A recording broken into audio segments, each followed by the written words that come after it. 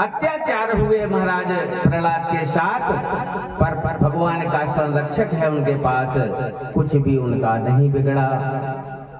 Last समय हुआ, होलिका बहन के द्वारा भी जलवाया, नहीं जले।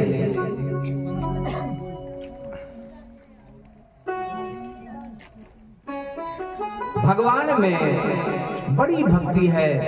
गुरु आश्रम की भी चर्चा हुई कि गुरु जी चले गए बाहर तो सभी शिष्य मंडली करके और कल प्रहलाद से भजन करवाया। जब नहीं माना गुरु जी ने ला करके और अब तो सौंप दिया कि भैया ये तुम्हारा लड़का हमारे बस का नहीं है, हमारे विद्यालय में ऐसा कोई विषय नहीं है जो ये पढ़ रहा है। नवता भक्ति हमारे स्कूल में नहीं पढ़ाई जाती है, हमारे स्कूल में तो पढ़ाया जाता है तो बेरी की जगह छुड़ा लो, मारो पीटो, उसकी जमीन अपने नाम करवा लो। भाई राजा तो यही करते हैं ना। तो हिरण्यकश्यप यही करता था, वापस कर दिया। तो महाराज जब पेश किया तो बड़ा नाराज हुआ हिरण्यकश्यप, बड़े गुस्से में कहता है। सुखदेव जी कहते हैं महाराज, हे दुर्विनीत महादान मनः, हे दुर्विनीत मंदात्मना, कुल भेद कराधमा, स्तब्धम मक्षासनोद्धूतम निषेत्वाद्यमक्षयम्। अरे दुर्विनीत दुष्ट मंदबुद्धि वाले, उनके कलंकी, ये बहुत बड़ी गालियां हैं। दे करके डांटा फटकारा और सभा के बीच में निर्णय हुआ कि इसको जो है मृत्यु दंड दे दिया जाए। तीर से तलवार को निकाल के अपने ही बेटे प्रहलाद को मारने के लिए हिरण्यकश्यप तैयार है। पर प्रहलाद को कहीं भी जरा सी शंका नहीं है, न भय है। क्यों? परमात्मा का भरोसा है, परमात्मा मेरे हैं, मैं परमात्मा का भक्त हूँ। मेरे पिताजी कुछ नहीं कर सकते, तलवार मुझ पे नहीं चल सकती। और देखो अगर भगवान एक बार बचा लेना तो ताकत बढ़ जाती है। बोले पहाड़ से फटको तब भी नहीं मर पाए हम, हाथन से नहीं दब के मर पाए, खोरी में जरा लो तो नहीं मर पाए। अब पिताजी तुम्हारी हिम्मत ही नहीं है तुम हमें मार दो। बड़ा क्रोध आया, हिरण्यकश्यप ने तलवार निकाली, कहा रे दुष्ट प्रहलाद, सुवन ले अपने जिसको तू नाम लेता है, बोल कहां है तेरा भगवान।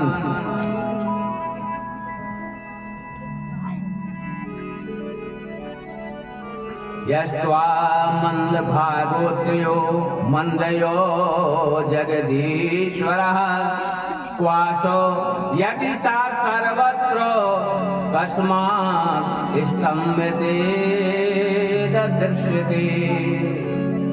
बोले अगर तुम कहते हो कि पूरे विश्व में हमारे भगवान हैं, तो बता क्या इस खंभे में तेरा भगवान है?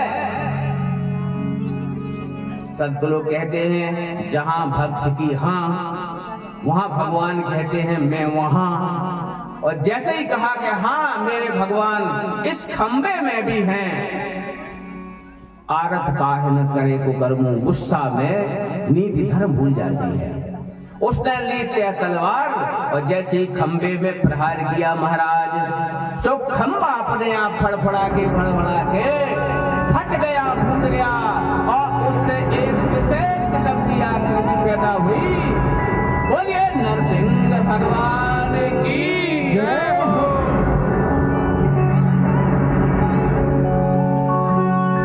भगवान नरसिंह प्रकट हो गए। महाराज सुखदेव जी कहते हैं कि नरसिंह भगवान का स्वरूप कैसा है? बड़ा भीषण विकराल स्वरूप है। मुंह इतना बड़ा है जैसे पहाड़ की कंदरा खोए, रोमे हैं वृक्षों जैसे।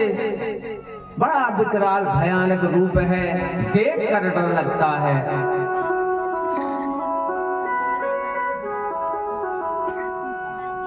अच्छी कार पूरी सभा विशाल रूप है, बड़ा क्रोध है, आंखें लाल लाल हैं, बड़ी जीभ निकाल रहे हैं। क्यों? स्वरूप बदला हुआ है।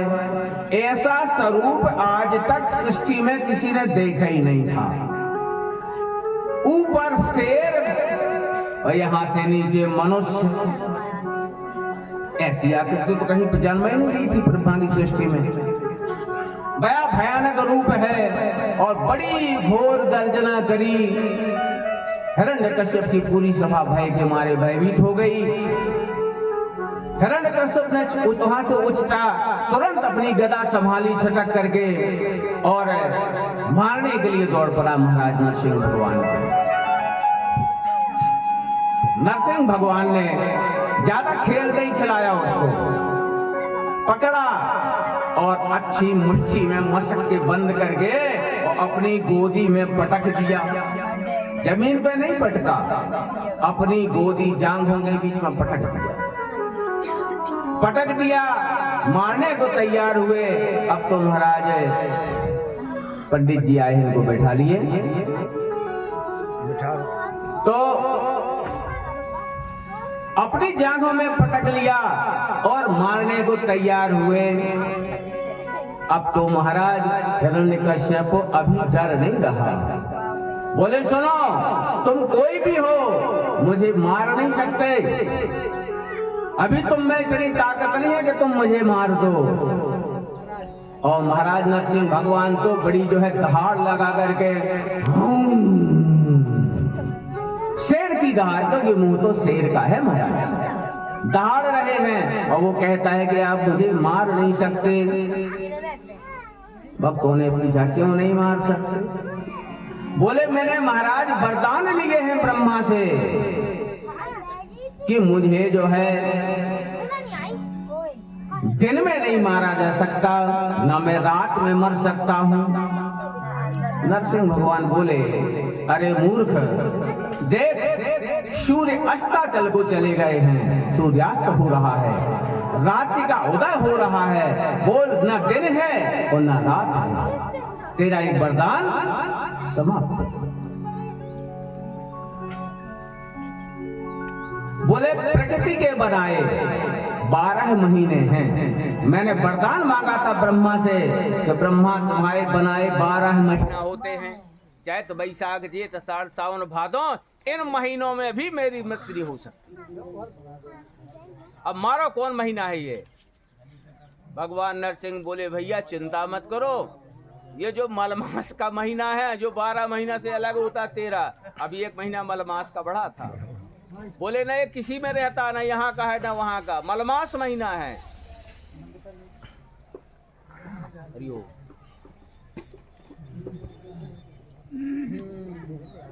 श्री हरि। अरे मूर्ख, ये 12 महीनों में मैंने अलग से महीना बनाया है मलमास। सभी महीना को थोड़ा थोड़ा चौंथ के अपनी बुंदेली भाषा में थोड़ा थोड़ा निकाल के 13वां महीना बनाया है और पुण्य कार्य के लिए बनाया है।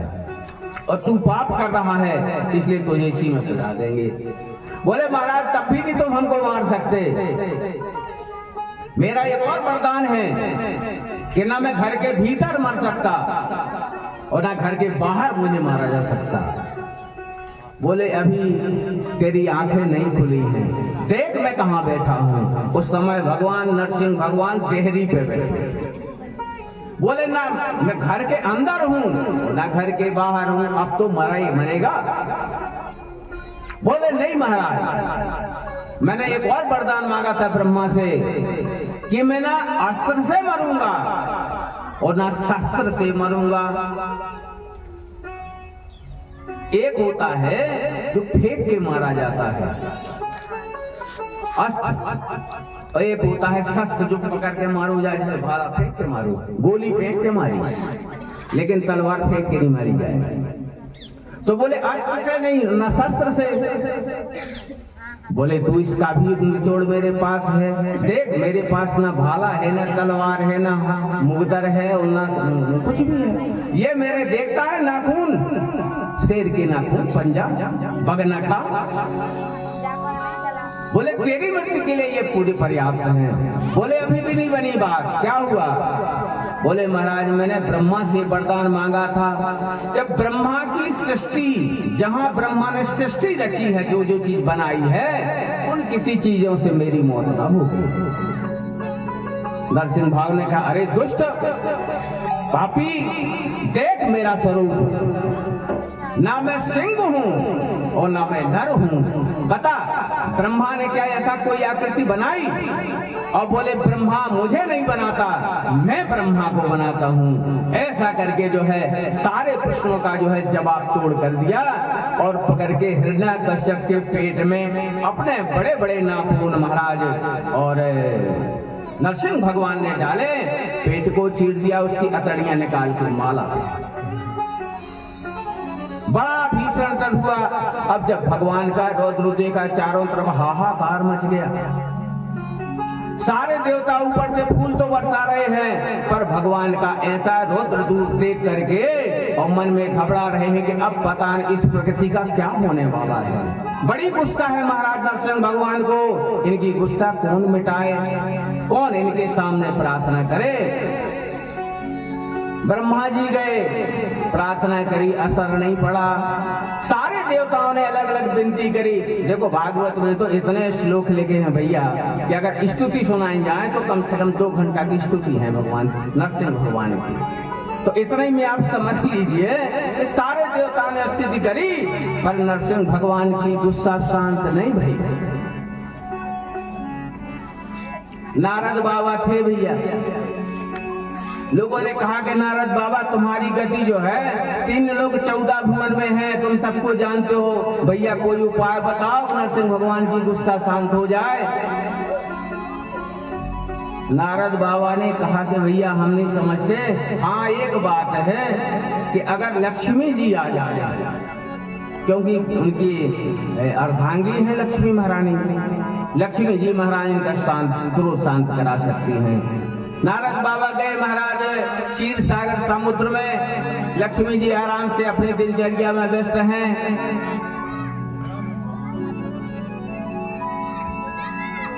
बोले देवी माता बड़ा अनिष्ट हो रहा है। बोले क्या हो रहा है? बोले आज आपके स्वामी कहीं से भी जो है शांत नहीं दिख रहे। लक्ष्मी बोली नहीं भैया, हमारे स्वामी तो बड़े शांत हैं। बोले कैसे? शांताकारं भुजग शयनम पद्मनाभं सुरेश्वरम। शांताकारा में हमारे भगवान का तो आनंद शांत स्वरूप ही है। बोले महारानी चल के देख लो। लक्ष्मी जी गई, थोड़ा हास्य है, किसी भक्त ने कहा, मैं भी उसको दोहरा रहा हूँ। कहते हैं कि लक्ष्मी जी अपनी आरती संभाल के गई कि हम अपने पति देवता भगवान विष्णु, देखो विष्णु भगवान ही नरसिंह भगवान बने हैं, संभालूंगी उनको, फुटियाऊंगी कि महाराज गुस्सा छोड़ दो। काऊ की अगर कोई बात ना माने तो आज के कलयुग में भी है महाराज, अगर घर से घरवारी अगर कछु कहवे आ जाए तो गुस्सा अपने आप समझ लो। लक्ष्मी महारानी आई और जैसे ही देखा महाराज कि आज तो हमारे विष्णु जैसे जे है ही नहीं जाए, ऐसे तो हमारे भगवान पति कबू रहे नहीं जा। क्यों?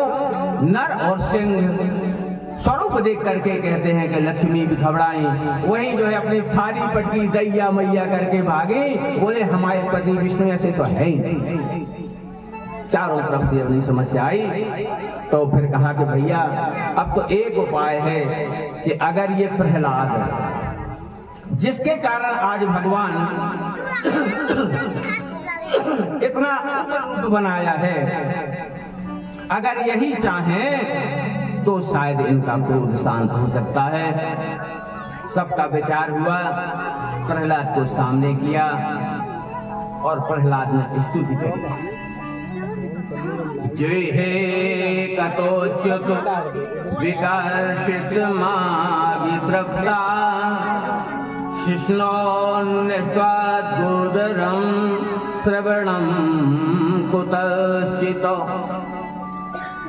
घ्राणोन्यत सुफल के क्वचा कर्म शक्ति वह यह सपत्न इव गेह पतिम लुनंती।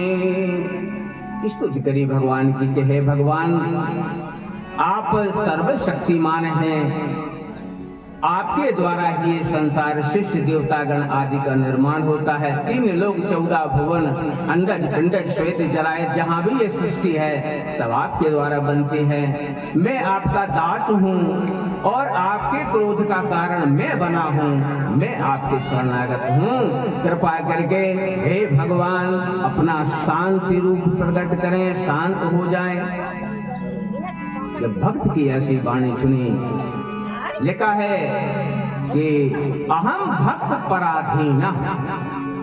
भगवान का वचन है गीता में कि भैया मैं स्वतंत्र नहीं हूँ, मैं भक्त के वश में हूँ। भक्त मुझे क्या क्या बना देते हैं सभी कथाएं जानते हैं। भक्त ने भगवान से और कौशल्या का बेटा बना दिया। कहाँ इतने बड़े परमात्मा भक्त की रीझ में जब कहती है कौशल्या महाराज कि चाहूं तुम ही समान शुद्ध प्रभु सन कवन दुराव। जब भगवान ने दर्शन दिया तपस्या से प्रसन्न होकर के तो उनने वरदान मांग लिया कि महाराज आपके घर बेटा चाहने। अब बताओ भगवान के समान कौन हो सकता है। भगवान ने तब कहा कि मैं तुम्हारा पुत्र होके आऊंगा। आप सरस खोजऊं कहाँ जाई, नभ तव तनय होव मैं आई। भैया मेरे जैसा दूसरा इस संसार में कोई है ही नहीं है, और जब तक मोरी जैसा मांग रहो अब तो मैं यहाँ दूसरों को है ही नहीं। तो अहम भक्त पराधीन। प्रहलाद की इस विनम्र वाणी से और स्तुति से भगवान नरसिंह प्रसन्न हुए और महाराज सुखदेव जी कहते हैं कि हे परीक्षित, इतने प्रसन्न हुए कि ध्रुव को जो है नरसिंह भगवान ने अपने गले से लगा लिया, छाती से लगा लिया। अब चूंकि मुंह किसका है, शेर का, तो शेर क्या कर सकता है। देखो शेर है पशु योनि और नर है मनुष्य योनि। अगर मनुष्य ऊपर होते तो बोल के हमसे कछु कहते।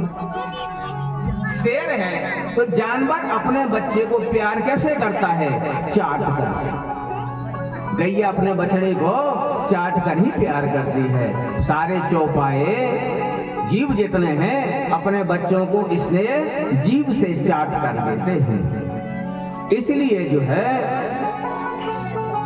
वत्सला गाय का नाम है और भगवान को भी भक्त वत्सल कहा गया है।